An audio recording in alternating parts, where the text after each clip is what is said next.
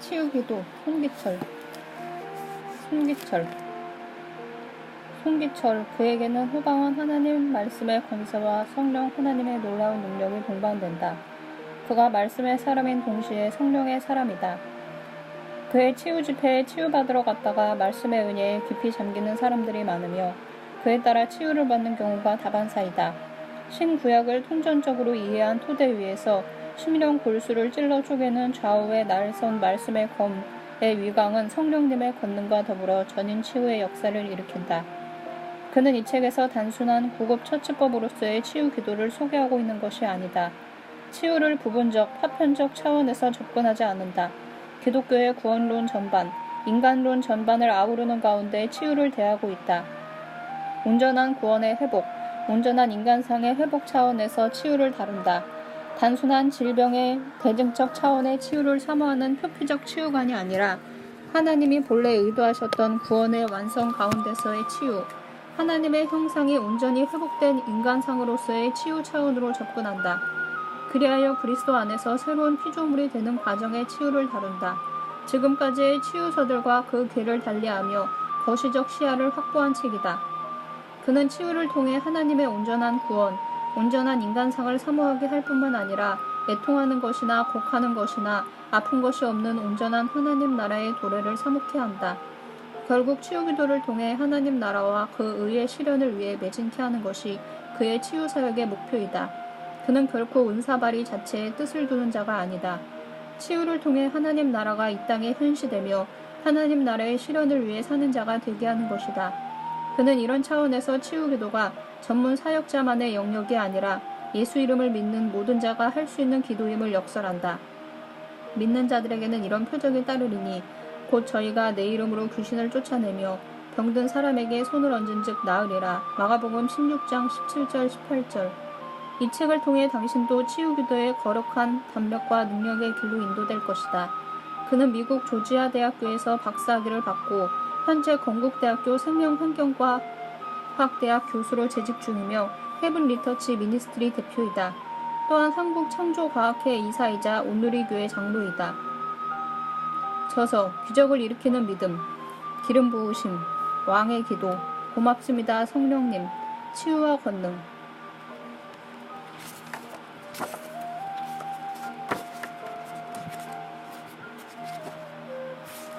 프롤로그, 오직 마음을 새롭게 함으로 변화를 받으라.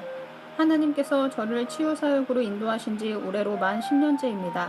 그동안 수많은 강의와 집회를 회상해보면 주의 뜻을 이루고자 담대한 믿음으로 나아갈 때마다 주님은 가장 적절한 시간에 최고의 방법으로 임하셔서 당신의 살아계심을 증거해 주셨습니다. 제가 드릴 수 있는 것은 처음도 은혜와 감사요, 끝도 은혜와 감사라는 고백뿐입니다.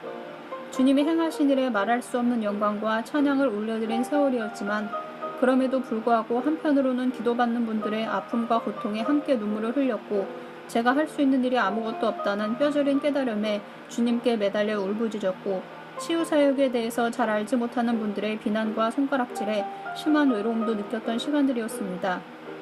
예수님의 마음과 하나님의 나라와 그 백성의 관점에서 보는 치유. 물론 다는 아니지만 기도받는 많은 분들의 마음을 읽을 때마다 가슴이 찢어지는 것 같았습니다. 왜냐하면 아버지는 당신께 낳아온 우리를 왕자와 공주로 만들기를 원하시는데 우리는 지금 내게 필요한 것은 밥 한 끼뿐이니 내게 필요한 것만 채워주세요 라는 마음으로 그분 앞에 나왔기 때문입니다. 기도받기 원하는 분들은 오직 지금의 고통과 질병 그리고 묶임으로부터 해방되기 원할 뿐 그 이상도 그 이하도 아니라는 사실 때문에 가슴이 아팠습니다. 치유는 하나님 나라의 백성에 누리는 은혜이며 우리를 향하신 하나님의 뜻 가운데 하나라는 믿음으로 사역해온 제게 그것은 실로 큰 안타까움이었습니다. 저는 그동안 성경뿐만 아니라 국내외 치유사역에 관련된 수많은 책들을 읽고 또 읽었습니다. 치유받은 다양한 경험, 하나님의 놀라운 섭리 가운데 나타나는 기사와 표적들이 제 믿음에 불을 붙였습니다. 그러나 제 마음에 사라지지 않는 의구심과 안타까움은 모든 것이 인간의 치유에만 목적을 맞추고 있다는 점입니다. 다른 말로 하면 우리가 어떻게 하면 치유받을 수 있는가에만 집중한다는 것입니다. 지금까지 치유사역은 주로 말씀과 성령의 권능에 기초한 예수 그리스도에 대한 믿음에 중점을 두었습니다. 성경의 어떤 인물도 그리고 실제적으로 누구누구도 어떻게 해서 치유를 받았습니다. 그러니 당신도 그렇게 하면 됩니다. 라는 식으로 말입니다. 그런 치유서에는 치유를 위해 필요한 예수 그리스도가 있지 아버지 안에서 이 땅과 사람들을 바라보시는 예수님의 마음과 예수님의 목적과 예수님의 나타나심에 대한 내용은 그리 많지 않았습니다.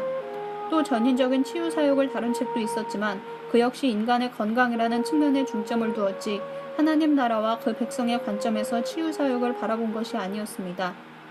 하나님이 우리를 치유하기 원하시는 이유. 치유 기도로 치유되지 못한 사람은 물론 하나님의 권능으로 치유된 사람들도 그 후 모두 죽었습니다. 그렇다면 하나님의 치유는 무엇을 의미하는 것일까요? 지금까지의 치유 사역은 하나님은 우리를 치유하시는 분이다라는 데만 초점을 맞추어 왔습니다. 그렇지만 치유된 사람들 역시 언젠가는 다 죽습니다. 그렇다면 더 나아가 하나님이 왜 우리를 치유하기 원하실까? 라는 근본적인 물음과 그 답에 대해서는 왜 더 깊은 관심을 갖지 못했을까요? 단지 이 땅에 사는 우리의 연수를 늘려주는 것이 하나님이 우리를 치유해 주시는 목적은 아닐 텐데 말입니다. 이 책은 분명 치유 기도와 관련한 것이지만 지금까지의 치유 사역과는 관점이 다릅니다. 구원받은 자가 성화되어 가고 하나님 안에서 자기 정체성을 찾는 삶이 치유의 삶이라고 보기 때문입니다. 그것은 자아를 죽이고 마음을 새롭게 하여 그분의 생명이 나타나도록 하는 삶입니다. 하나님의 생명이 우리를 통해 나타나기 위해서는 하나님의 영광을 담은 우리의 그릇이 온전해야 합니다. 이것이 바로 하나님이 우리를 치유하시기 원하는 이유입니다. 이 책은 바로 그 관점에서 치유를 바라보고 그것이 사실인지를 확인해 보고자 한 시도입니다. 하나님의 선하시고 기뻐하시고 온전하신 뜻 안에 있는 치유. 지금 당신이 저의 말에 동의하지 않는다고 해도 이 책을 포기하지 마십시오. 그리고 동의하지만 현재 자신이 당하는 고통 때문에 동의하기를 주저하고 있다면 지금 당장 이 책의 6장으로 가십시오. 함께 믿음으로 기도합시다. 치유를 받으십시오. 그리고 하나님이 당신에게 진정으로 원하시고 주시고자 하는 것이 무엇인지 생각해 보십시오. 하나님이 당신에게 진정으로 원하시고 주시고자 하는 것을 얻고자 한다면 이 책의 1장부터 다시 읽으십시오. 이 책은 한마디로 로마서 12장 2절의 말씀에 대한 것입니다. 너희는 이 세대를 본받지 말고 오직 마음을 새롭게 함으로 변화를 받아 하나님의 선하시고 기뻐하시고 온전하신 뜻이 무엇인지 분별하도록 하라. 로마서 12장 2절. 오직 마음을 새롭게 함으로 변화를 받아야 하나님의 나라와 의가 될 것이고 하나님의 뜻 안에 있는 진정한 치유와 치유 사역이 무엇인지 알게 될 것입니다. 책이 탈고될 때마다 수많은 분들의 얼굴을 떠올리며 감사하게 됩니다. 무엇보다도 두려움과 떨림 가운데 그간 치유 사역의 여정을 함께해온 사랑하는 아내에게 진심으로 감사합니다. 그녀는 제가 알지 못했고 부인했던 저의 모든 부족함과 상처와 쓴뿌리를 비춰볼 수 있는 거울이었고 치유자였습니다. HTM의 모든 식구들의 사랑과 함께 동역하는 사역자들의 헌신과 열정은 날마다 저를 치유하고 성숙케 하는 하나님의 군대입니다. 모든 분들에게 감사와 존경을 표합니다. 끝으로 함께 하나님 나라를 이루어가는 규장과 가피플닷컴의 여진구 대표, 신학적 조언과 자문을 해주시는 편집국의 김은국 목사, 제 생각에 글을 독자가 읽을 수 있는 글로 만들어주는 안수경 실장, 그리고 모든 직원들에게 감사드리며 예수님의 이름으로 축복합니다. 아버지 끝까지 승리하게 하옵소서. 손기철. 챕터 1. 치유자는 예수님이십니다. 예수님은 우리가 모태에서 조성되기도 전에 우리를 보고 계셨고 우리를 만드신 창조자이십니다. 그분께 당신 전부를 드리지 않으면 우상 숭배하는 것입니다.